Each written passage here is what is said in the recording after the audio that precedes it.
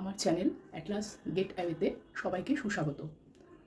সবাইকে শুভ দীপাবলির এবং দীপান্বিতার আলো উৎসবের শুভেচ্ছা। এভাবে আমার পাশে থাকার জন্য, আমাকে সমর্থন করার জন্য, আমার চ্যানেলটা সাবস্ক্রাইব করার জন্য অসংখ্য ধন্যবাদ সবাইকে।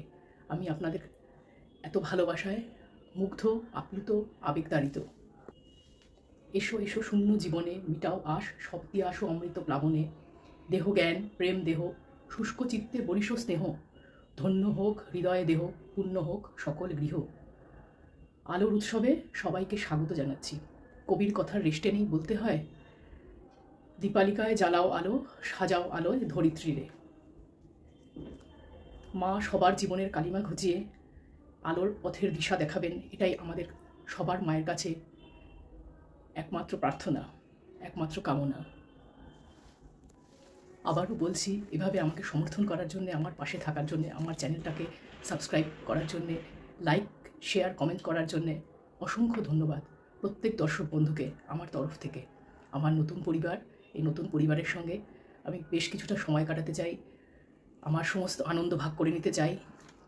আপনারা যদি আমার পাশে থাকেন, আমার চ্যানেলটি ভালো লাগে, অবশ্যই নতুনরা আবার সাবস্ক্রাইব করে লাইক করে আমাকে সমর্থন করে যাবেন, আমাকে নতুন নতুন কাজ করার, নতুন করার আশা যোগাবে। উৎসবে সামিল হওয়ার জন্য আমরা প্রত্যেক বছর অপেক্ষা করে থাকি, এই আলো উৎসবে আনন্দে মাতব বলে। দুর্গাপুজোর পর লক্ষ্মী পুজো গেল, তারপরে শ্যামা পূজা আসে। এই শ্যামা মায়ের আশীর্বাদের জন্য আমরা অধীর আগ্রহে অপেক্ষা করি। বারাসাতের কালী পুজো সত্যি বিখ্যাত খুব। আমি চেষ্টা করব আপনাদের কয়েকটা কালী পুজোর প্যান্ডেল বা আপনাদের ঘুরিয়ে দেখাতে, বিভিন্ন পুজো গিয়ে আপনাদের সঙ্গে শেয়ার করতে। আপনারা আমার সঙ্গে থাকুন, অবশ্যই দেখতে পাবেন। প্রথমেই বলি, আমরা বারাসাতে নবপল্লী বয়েজ স্কুলের যে কালী পুজোটি, যেখানে দ্বারকানগরী হয়েছে, সেই দ্বারকানগরীর পুজোটা আপনাদের সাথে শেয়ার করব। প্রচণ্ড ভিড়। এটা প্রায় দুর্গাপুজোর সময় থেকে শুরু হয়েছে প্যান্ডেল করাটা, মণ্ডপ করা, তৈরি করা। এবার আস্তে আস্তে এখন শেষ হয়েছে, কিন্তু সন্ধেবেলা ভীষণ ভিড়। তার মধ্যে থেকে আপনাদের জন্য যতটুকু সংগ্রহ করতে পেরেছি সেটাই আপনাদের সাথে শেয়ার করব। আপনারা দেখুন।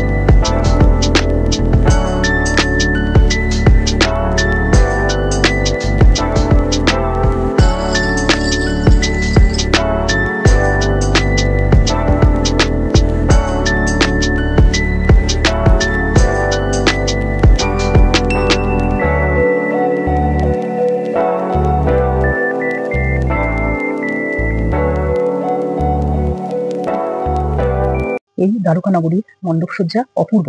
এত সুন্দরভাবে দ্বারকানগরীকে উপস্থাপন করা হয়েছে, যা এক কথায় অনবদ্য। পুরো প্যান্ডেলটাই ফাইবারের উপর নির্মিত, সমস্ত কাজটাই ফাইবারের উপরই করা হয়েছে। খিলান থেকে যে ছোট ছোট লাইটগুলো ঝোলানো হয়েছে তা সত্যি অসাধারণ। ঝাড়বাতিগুলো মণ্ডপের সাজানোকে আলাদা মাত্রা এনে দিয়েছে। ভেতরে আরো বড় এক বিস্ময় অপেক্ষা করছে আমাদের জন্য। প্রায় 17 ফুট উচ্চতা কৃষ্ণকালী মূর্তি।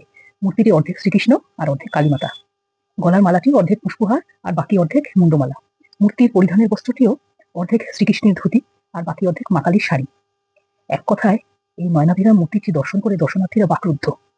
মূর্তিটা যে স্তম্ভের উপর বসানো, সেই স্তম্ভের কারুকাজ খুব সুন্দর। আর মণ্ডপটার ঠিক মাঝখানটায় রয়েছে বিশাল বড় এক ঝাড়বাতি।